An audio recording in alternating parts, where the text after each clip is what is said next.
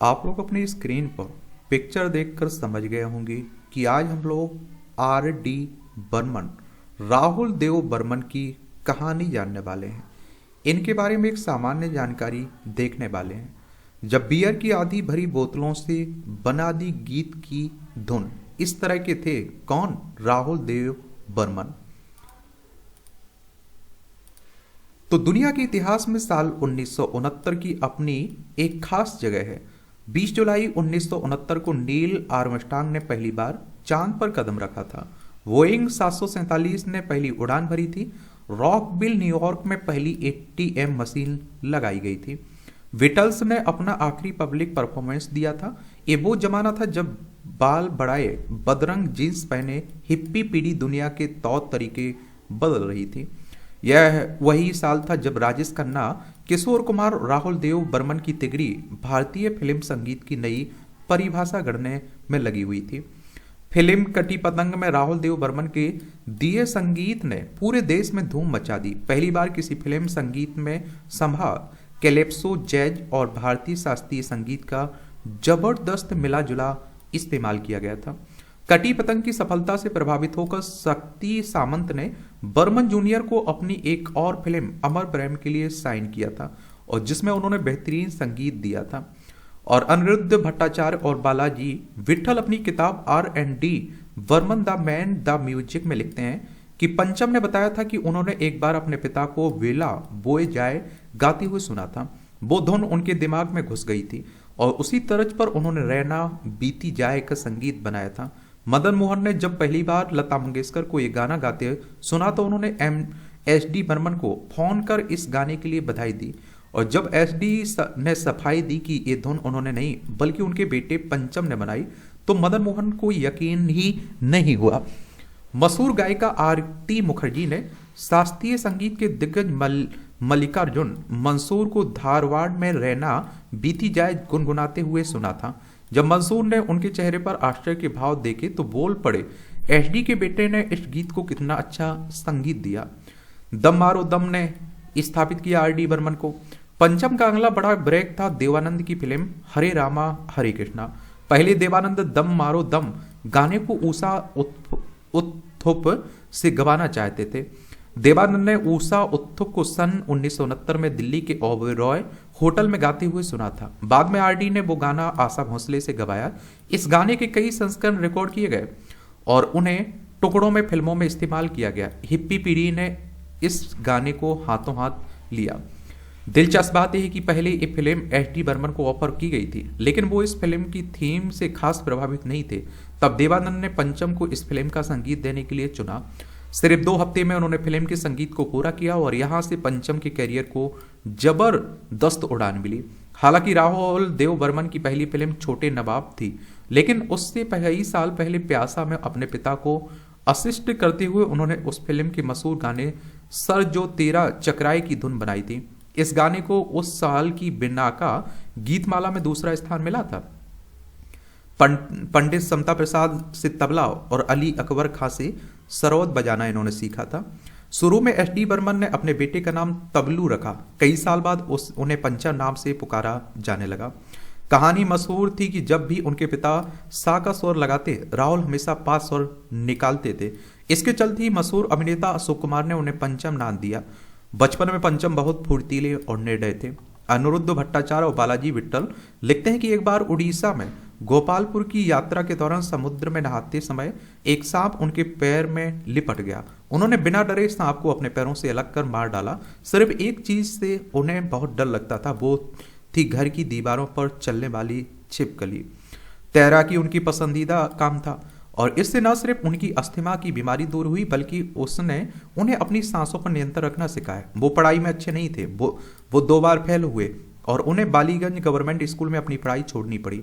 और जिस दिन वो फेल हुए उनके पिता SD बर्मन ने उन्हें रेले की साइकिल उपहार में दी। उन्होंने तभी मन बना लिया कि उनका बेटा संगीत के क्षेत्र में जाएगा। पंडित समता प्रसाद ने तबला बजाना और अली अकबर खान ने सरोद बजाना सीखा। माउथ ऑर्गन उन्होंने अपने आप बजाना सीखा। और इसीलिए तो कहते हैं, देखिए अपने बच्चों की जो आप देखते हैं जिस क्षेत्र में वो जाना चाह रहे हैं, योग्यता को पहचाना करिएगा, उनके टैलेंट को पहचाना करिएगा, उन्हें छूट देना चाहिए। जबरदस्ती किसी क्षेत्र में लगाए रखना एक कोई समझदारी की बात नहीं है। अब बच्चे का मन ही नहीं है, फिर भी जबरदस्ती आप उसे लगाए हुए हैं। सुबह 4 बजे उठकर धुन को अंतिम रूप दिया। 1960 के दशक में शुरू हुआ राजेश खन्ना का क्रेज अमिताभ बच्चन के उदय के साथ 1970 के दशक के मध्य तक उतार पर पहुंच चुका था। जब राजेश खन्ना की फिल्म मेरे जीवन साथी के लिए पंचम ने पहले गाने ओ मेरे दिल के चैन की धुन बनाई तो उसे प्रोड्यूसर हरीश शाह और राजेश खन्ना दोनों ने रिजेक्ट कर दिया। फिल्म फेयर के 7 सितंबर 1973 के अंक में ऑल फॉर आ सॉन्ग शीर्षक से छपे अपने लेख में भी श्रीधर ने लिखा कि ओ मेरे दिल के चैन की धुन आरडी के मन में इस हद तक घर कर गई थी कि वो सुबह 4 बजे उठे और उस धुन को अपने कैसेट रिकॉर्डर में रिकॉर्ड किया, अपने म्यूजिक रूप में जाकर धुन को अंतिम रूप दिया। सन 2008 में पंचम के जन्मदिन पर आयोजित समारोह में जब उनके साथी मनोहारी सिंह ने से वो गीत बजाने के लिए कहा गया तो जो पंचम के संगीत का पूरी तरह से प्रतिनिधित्व करता हो तो उन्होंने अपने सैक्सोफोन पर ओ मेरे दिल के चैन को बजाया। बियर की खाली बोतलों ने दिया संगीत। पंचम की टीम के साथी भानु गुप्ता ने भी उनके संगीत के बारे में एक दिलचस्प कहानी बताई और अनिरुद्ध भट्टाचार्य और बालाजी विट्ठल लिखते हैं कि भानु गुप्ता ने हमें बताया एक दिन मैं पंचम के म्यूजिक रूम में बैठकर अपने गिटार के तारों को छेड़ रहा था। पंचम उस समय बाथरूम में नहा रहे थे। अचानक उन्होंने बाथरूम के दरवाजे से अपना सिर निकालकर कहा, बजाते धाको थामो ना, बजाते रहो रुको नहीं। मैं गिटार बजाता रहा। जब वो बाथरूम से बाहर आए तो वो एक धुन गुनगुना रहे थे जो मेरे गिटार के तारों से निकली आवाज से मेल खा रही थी। लाइन थी मुझे चलते जाना। बाद में उन्होंने गाने के पहली 2 लाइनों का संगीत दिया। इस तरह गाने की तीसरी लाइन का संगीत पहले दिया गया, मुखड़े का बाद में। गाने की पहली लाइन थी मुसाफिर हूं यारो।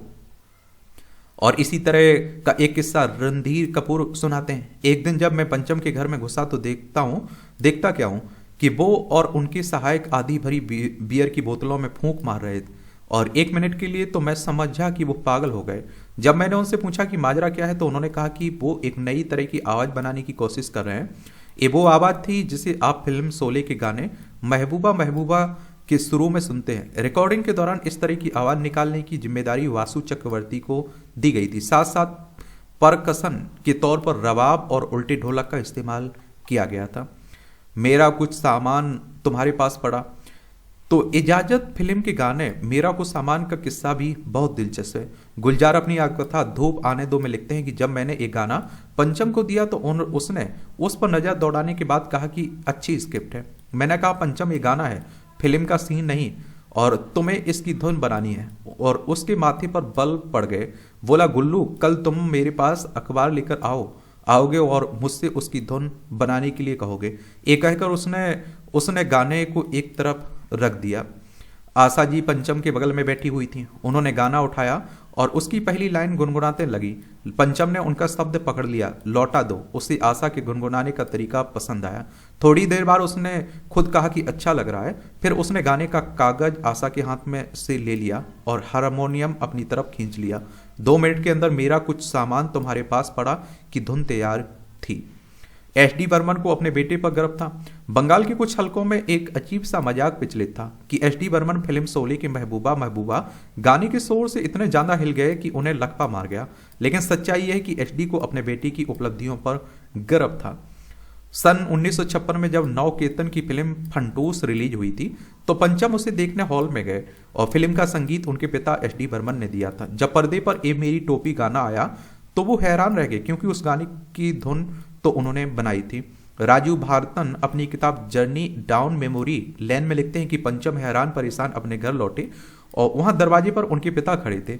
उन्होंने कहा कि मुझे पता है तुम क्या सोच रहे हो, मैंने तुम्हारी एक धुन चुरा ली। हाँ मैं मानता हूं, लेकिन इससे तुम्हें अपना सम्मान समझना चाहिए। अगर तुम्हारी धुन इस काबिल है कि मैं उसे अपनी फिल्म में ले लूं, इसका मतलब ये हुआ कि तुम अच्छा कर रहे हो। वैसे भी ये मेरी टोपी एक हल्की फुल्की धुन है। जब मैं तुम्हारी किसी गंभीर धुन को अपनी फिल्म में इस्तेमाल करने लायक समझूंगा तब मानना कि तुम वाकई एक बड़े संगीतकार बन गए हो। खगेश देव बर्मन ने एस.डी. की जीवनी S D. Burman the world of his music में लिखा है कि एक बार एस.डी. सुबह की वॉक पर गए, तभी उन्होंने सुना कुछ लोग फुसफुसा रहे थे। देखो आर.डी. बर्मन का पिता।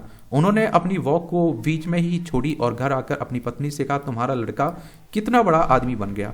अभी तक लोग मुझे एच.डी. बर्मन के रूप में पहचानते थे, आज किसी ने मुझे देखकर कहा कि वो देखो आर.डी. बर्मन का पिता जा रहा है। और आप देखते हैं एक बाप के लिए इससे ज़्यादा क्या चाहिए होता है कि उसके बेटे की पहचान से उसकी पहचान होने लगे। और जावेद अख्तर भी बने पंचम के मुरीद। तो जावेद अख्तर ने पहली बार सागर फिल्म में पंचम के साथ काम किया था। वो खंडाला के एक होटल में सागर के डायलॉग लिख रहे थे, वहां से उन्हें फिल्म की एक संगीत सिचुएशन पर बात करनी बंबई आना पड़ा। पंचम ने उन्हें एक धुन, या आप देखते हैं कि एक धुन देकर उस पर गाना लिखने के लिए कहा था। जावेद अख्तर याद करते हैं कि उस धुन पर मेरे लिखे जाने का मीटर मेल नहीं खा रहा था, इसलिए मैंने धुन को एक तरफ रखा और अपने मन से गाना लिख दिया। आर.डी. ने मुझसे कहा कि ठीक है, आप मुझे गाना लिखवा दीजिए, और उसने कागज और कलम उठाई और मैंने उन्हें गाना डिटेक्ट करना शुरू कर दिया। और जब तक वो लिखना खत्म करते उनके दिमाग में गाने की धुन बनना शुरू हो चुकी थी। गाने का आखिरी शब्द लिखने के बाद उन्होंने अपना हारमोनियम खोला और गाना शुरू कर दिया। इस तरह चेहरा है या चांद खिला गाने का जन्म हुआ। गर्म चाय में ठंडा पानी मिलाकर पीते थे पंचम। आशा भोसले ने 23 मई 2009 को आनंद बाजार पत्रिका को दिए इंटरव्यू में कहा था, पंचम का मैनेजमेंट गजब का था। उनको ये पता होता था कि किस गायक और संगीतकार से बिना उस पर दबाव डाले उसका सर्वश्रेष्ठ किस तरह निकलवाना है। किशोर कुमार से वो मजाक करते थे, मन्ना डे से वो गंभीरता से पेश आते थे। लता के साथ उनकी बहुत गर्मजोशी थी। मैंने उनको लता के साथ बंगला में बात करते और अपने पारिवारिक मामलों पर चर्चा करते हुए देखा। पंचम अपनी अजीब हरकतों के लिए भी मशहूर थे। गुलजार लिखते हैं कि पंचम हमेशा जल्दबाजी में रहते थे। वो चाय मांगते थे, उबलती हुई चाय उनके सामने आती थी और उनमें इतना सब्र नहीं था कि वो उसके ठंडा होने का इंतजार करते। वो उसमें पानी मिलाकर उसे ठंडा करते और खुशी खुशी पी जाते। जलती हुई सिगरेट व लौंग रखकर वो गहरा कस लेते। उनका मानना था कि ऐसा करने से वोकल कॉर्ड साफ होते थे। उनके पास दुनिया की बेहतरीन फिल्मों के वीडियो कैसेट का अच्छा संग्रह हुआ करता था। अगर उनका कोई दोस्त वो वीडियो देखने के लिए लेना चाहता तो वो उसका नाम उसके कवर पर लिखकर खाली कवर अपने पास रख लेते थे, और जब तक वो वीडियो कैसेट उनके पास वापस नहीं आ जाता वो उसका जीना हराम कर देते थे। चलती कार में बातचीत का अनोखा तरीका। गुलजार पंचम से जुड़ा एक और किस्सा सुनाते हैं। एक बार मैं अपनी कार में ड्राइवर के बगल में बैठा चला जा रहा था। जब ट्रैफिक लाइट पर मेरी कार रुकी तो मुझे अचानक पंचम की आवाज सुनाई दी, गुल्लू गुल्लू। उसकी कार मेरी कार की बगल वाली कार के बगल में रुकी। वो उसे खुद चला रहा था और उसने अपनी बगल वाली कार के ड्राइवर से शीशा नीचे करने के लिए कहा और वो दृश्य देखने लायक था। पंचम मुझसे चिल्लाकर बात करने लगा। बीच वाली कार का ड्राइवर कभी मुझे देखता तो कभी पंचम को। उसने अपनी जिंदगी में 2 लोगों को इस तरह बात करते हुए शायद ही देखा होगा। जैसे ही ट्रैफिक लाइट हरी हुई, पंचम की कार मेरी कार के बगल में आ गई और हम लोग काफी दूर तक इस तरह से बात करते हुए गए। आशा भोसले से शादी। सन 1966 में पंचम ने रीता पटेल से शादी की, लेकिन ये शादी बहुत दिनों तक नहीं चली। 5 साल बाद ही दोनों अलग हो गए। इस बीच आशा भोसले से पंचम की नजदीकियां बढ़ने लगी। 7 मार्च 1979 को दोनों ने विवाह कर लिया। इस मौके पर लता मंगेशकर, किशोर कुमार और आप देखते हैं कि हृदय नारायण मंगेशकर की पत्नी भारती मंगेशकर, उनके एक दोस्त बाबू भाई देसाई मौजूद थे। एक खबर पंचम की मां मीरा को इस डर से नहीं बताई गई कि उन्हें इस बात से धक्का न लगे कि उनके बेटे ने उस महिला से शादी की जो उनसे उम्र में 6 साल बड़ी है और विधवा है। इस मौके पर कोई तस्वीर नहीं खींची गई। सिर्फ 54 साल की उम्र में निधन। 3 जनवरी 1994 को रात 2:30 बजे पंचम टीवी पर बीबीसी समाचार देख रहे थे। उनको अचानक पसीना आने लगा। उनके सीने में भयानक दर्द था। तुरंत एम्बुलेंस बुलाई गई और जब तक 3:40 पर एम्बुलेंस उनके घर पहुंचती आर.डी. बर्मन बेहोश हो चुके थे। अस्पताल पहुंचते ही डॉक्टरों ने उन्हें मृत घोषित कर दिया। उस समय उनकी उम्र थी मात्र 54 साल। उनकी मां मीरा देव बर्मन उस समय अल्जाइमर से पीड़ित थी। सन 2007 में अपने जीवन के आखिरी दिनों तक वो यही समझती रही कि उनका बेटा तबलू लंदन में रहकर संगीत रचना कर रहा है। तो ये कहानी थी किसकी? आर.डी. बर्मन की। राहुल कुमार किसकी? राहुल बर्मन की। आप देख रहे हैं राहुल देव बर्मन। 27 जून 1939 में इनका जन्म हुआ था और 4 जनवरी 1994 में इनकी डेथ हो गई थी।